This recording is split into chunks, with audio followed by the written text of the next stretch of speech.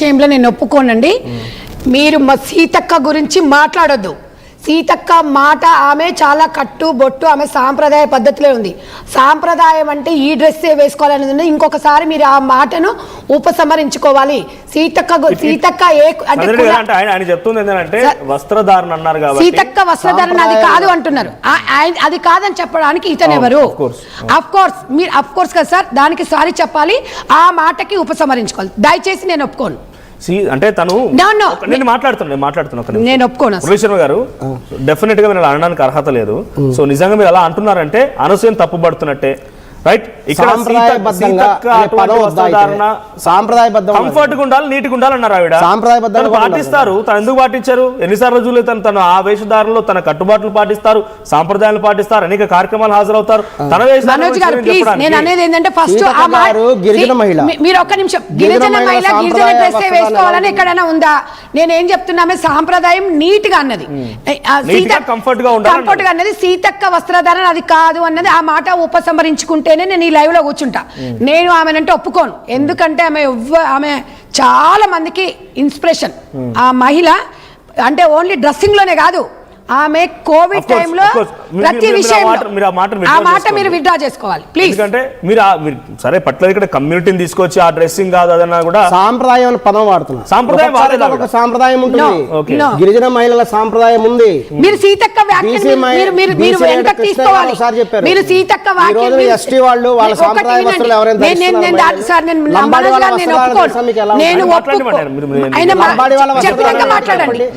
అందరినీ గౌరవిస్తున్నాం. మేము సీతక్క వస్త్రధారణ అది కాదు అన్నాడు. దాన్ని ఉపసంహరించుకుంటేనే తర్వాత మీరు కంటిన్యూ చేయండి. ఇక్కడ నేను చెప్పదలిగింది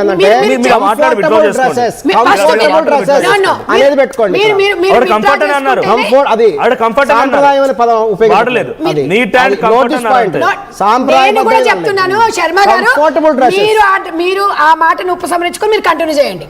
సీతక్క మీద సీతక్క అన్న మాటకి మీరు ఆ మాట అనడం తప్పు.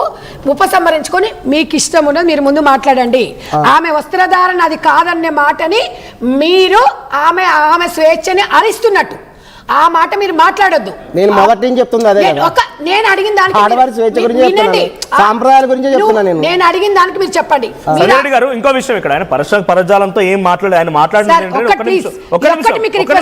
ఒక్క నిమిషం నేను మాట్లాడతాను. బట్ బిఫోర్ దాట్ ఆయన తప్పుగా ఏం మాట్లాడలేదు. ఆ వస్త్రధారణ కాదు అని అంటే ఓ గిరిజన మహిళ అలా ఉండకూడదు అన్నారు. మీరు మాట్లాడంటే అలా ఉండకూడదు అనే పదం అయితే మాడారు, దాన్ని విత్డ్రా చేసుకోండి. ఇక్కడ కంఫర్టబుల్ డ్రెస్సెస్, ఇతరులకు ఇబ్బంది కలగకుండా మహిళలు వాళ్ళకి నచ్చిన బట్టలు వేసుకోండి అని సీతక్క గారు పిలుపునిచ్చారు. అదే చెప్పారు. అవును. కాబట్టి ఇక్కడ సాంప్రదాయబద్ధంగా వస్త్రాలు ధరించడం ఎక్కడ చెప్పాల. కంఫర్ట్ అండ్ నీట్ అన్నారు. నీట్ గా ఉండాలి, నీట్ గా ఉండాలంటే స్కిన్ షో చేయమని కాదు. ఏది నీట్ గా ఉండడం అంటే స్కిన్ షో చేయడం అని కాదు కదా. నీట్ గా ఉండడం అంటే నిండుగా ఉండాలి అంటున్నారు. నిండుగా ఉండాలంటే ఫుల్ డ్రెస్ వేసుకోవాలి అంటారు. నిండుగా అని అనలేదే, ఏమన్నారు? నాకు నచ్చినట్టు ఆమె ఏం చెప్తున్నారు? అవును, తనకు నచ్చిగా ఉండాలి, కంఫర్ట్ గా ఉండాలి. ఆవిడ కూడా అదే చెప్తున్నారు. బట్టలతోనే కంఫర్టబుల్ గా ఉండాలి, నీట్ గా కూడా ఉండాలి, నిండుగా ఉండాలి అనలేదు. నిండుగా ఉండాలన్నారు. మనం వీడియో ప్లే చేయలేదు.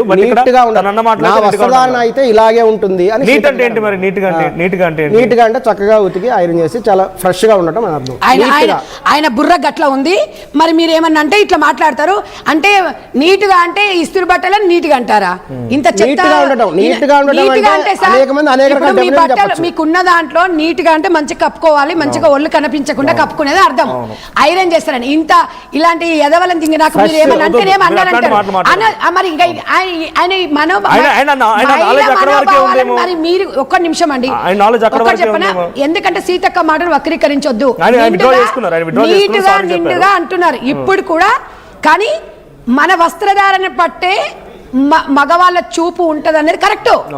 ఆయన ఎప్పుడు చూసినా అది కాదంటారు. చూపు కరెక్ట్. తెలుగు భాష ఎక్స్పర్ట్ బాబు, నువ్వు అన్నిట్లో ఎక్స్పర్ట్